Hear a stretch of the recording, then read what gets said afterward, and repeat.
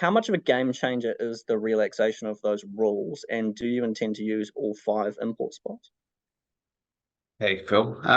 Yeah, look, the rules changing is definitely a game changer, right?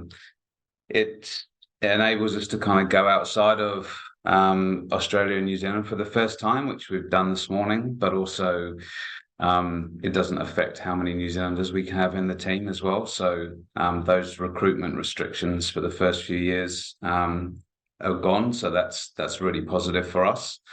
Yeah, look, we're definitely in the process of hopefully announcing a few more visa players coming up in the next wee while. We haven't totally decided whether we're going to use all 5 or not yet, but we'll definitely be using more than one. So yeah, exciting times for everyone, and bringing new players into the club like Hope will obviously help the team and hopefully build some interest in the team as well, bringing visa players in for the first time. Yeah, and can I just ask too, like, how she came onto the radar specifically? Yeah, it's been a deep dive into many leagues and many players over the last few months. And look, I think we were looking for somebody that specifically fitted the profile, that was very technical to play the style of football that we want. Has a little bit of attacking versatility. So she talked a bit about how she's can play as kind of like a number 10 behind the striker or in a wide position. So that attacking versatility was big for me as well. So yeah, she was one of a number of players we looked at that fitted that type of profile. But I just thought that her experience playing in the NWSL, which is regarded as probably one of the top 2 leagues in the world, was something that would add a great amount of value to us. And as soon as we started doing a bit of research into her, we just had nothing but positive feedback about her character, her as a person. So yeah, we just thought it was a really great fit, and yeah, it's all come through, which is really positive for us. Cool, thank you. G'day, Temps. Piney, my camera's not working, which will please you greatly, I'm sure. When you're looking around for these import players, there must be dozens, probably hundreds who you have to sift through. Is there anything specific that you look for immediately to say, hey, this could be a player who would be worth further examination? Yeah, it's a pretty kind of, I guess, big process. You're looking at so many different factors when you're considering all these things. As I said before, like CV, playing history, injury history, the level that they're playing at, the positions that they play in. I think for Hope, what struck me straight away was just, and we went all the way back through like her college games as well, and just her technical quality on the ball, beating people 1v1. It just got me excited straight away watching her play, and just her style. She's a lefty as well, so there's always that kind of extra little bit of glamour with the left footers. I don't know what it is, but it always seems to happen. So yeah, just having her, be able to beat players, create. There's some great footage of her in the NWSL getting on the turn, and her vision that she spoke about, playing these balls forward, just that creative thing that we need in the team to help us score more goals. So she stood out pretty quickly to me. And then it was awesome after that, like finding out what a great kind of fit she is as a character too. And it just sort of sold it to us really. So it was pretty easy in the end, once we'd kind of seen her play. And just in terms of the restrictions being eased, you no longer have any requirement to pick a certain number of Australian players. And I look at the 12 players you've got confirmed, and there aren't any Australians there at all, I don't think. Is that the aim, that the Wellington Phoenix women's side will be Kiwis and imports? Look, I don't think we're going to go into the season and say we won't sign any Australians, because, I think we're just looking for the best quality players that we can get.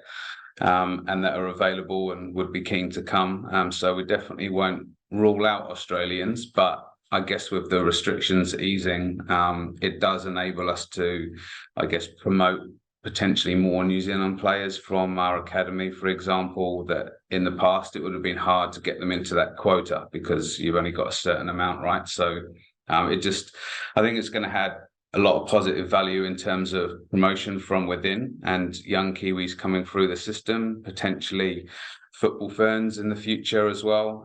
So yeah, look, we're not going to rule out signing Australians, because if there's some really good ones that are going to add a lot of value to the team, then we'll definitely look at that. But yeah, the freedom and the flexibility to really get the balance right in your squad is key. So that's the biggest, I guess, asset of this restriction being removed for us. Thanks, mate. I'll pass it on. Thank you. G'day, Paul. We haven't met yet, but I'm Ben McKay from Australian Associated Press here in Wellington. Hey, Ben. Nice to meet you. Are you looking at chatting with any other football ferns? Is there a hope that you might bring any other national team members into the squad? Yeah, look, I mean, there's been some conversations. It's been a really, really massive month for them, as you can imagine. So everything else has kind of taken a bit of a backseat.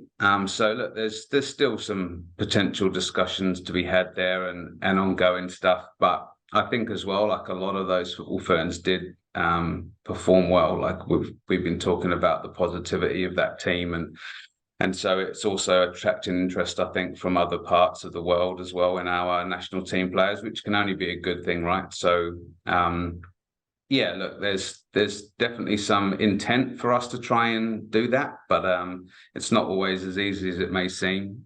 So we'll keep going. We've kind of got a month until our pre-season starts, and then we've got another 5 weeks after that. So we've still got plenty of time in terms of building the squad for the season, and I think we're probably ahead of where we have been in the past. So things are going well.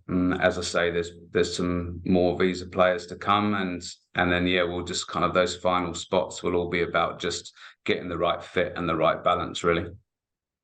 Because there's got to be, as much as you talk about the sort of pull factor for players, you know, that play and do well in the World Cup, there's got to be people like Hope out there that are watching the World Cup thinking, I could play my football here. Look at the crowds. Look at how many people are interested, right?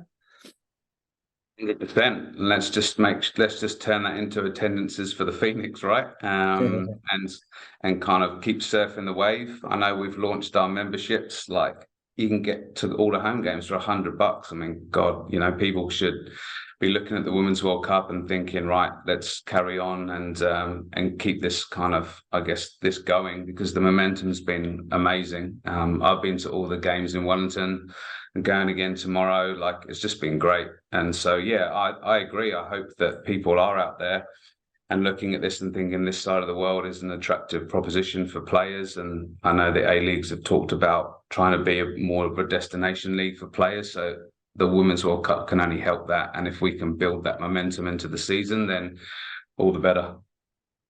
Just one last one. Is it fair to say you've got a bigger budget this season than last season? I don't know what the budget was last season, and I don't really do the budget this season. I just speak to Gilly about all the players I want, and then leave it to him. So look, I honestly I don't know the difference between the two. All I know is that the club have just been awesomely supportive of everything that we're trying to do, and everyone's on the same page in head office here about trying to make this team more competitive. So yeah, so far. It's just been awesome, like working with everyone on bringing people in, and the chairman and the board, just everyone's really supportive and want this team to do well. So, yeah, I can't give you any clarification on what the figures are, but it's real positive in terms of how things are moving so far. Thanks, mate. Paul Barry, guy from RNZ Sport in Wellington. Don't have any questions. They've all been asked by the other guys. I thought I'd say hello, and I'm look forward to catching up with you before and during the season. All the best. Thank you. Yeah, thanks, Barry. Paul, can I jump back in with one, mate? Just in looking at the players who played for the club last year, who haven't been re-signed, but haven't, I don't think anyway, been officially released or said that they're leaving. Can you give us any update on Lily Elfeld, Zoe McMeekin, Betsy Hassett, Paige Satchel, and Emma Ralston? Yeah, probably. Okay, so Zoe, we're keen to keep involved because she's a really good young player and is obviously still involved in New Zealand under-20s. I think people forget how young she actually is. She's been involved for the first 2 seasons, so we see Zoe staying with us. In terms of Emma and Paige, I've had a conversation with both of them. And so we won't be bringing them back for this season. And I think they've got some other things that they're looking forward to doing. So we've had that conversation there. Who are the other ones? Betsy Hassett and Lily Elfeld.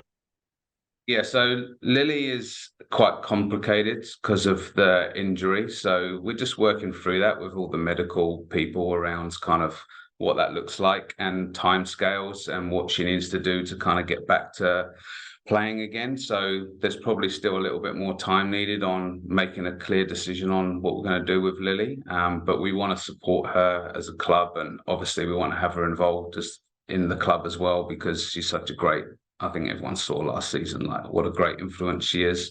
So yeah, we're just working through that with Lily and the medical team. And I haven't caught up with Betsy post World Cup. We had a few conversations prior, but she's been obviously busy with that and then gone straight back into playing in Iceland. So we'll reconnect over the coming weeks, and we'll see where that gets to.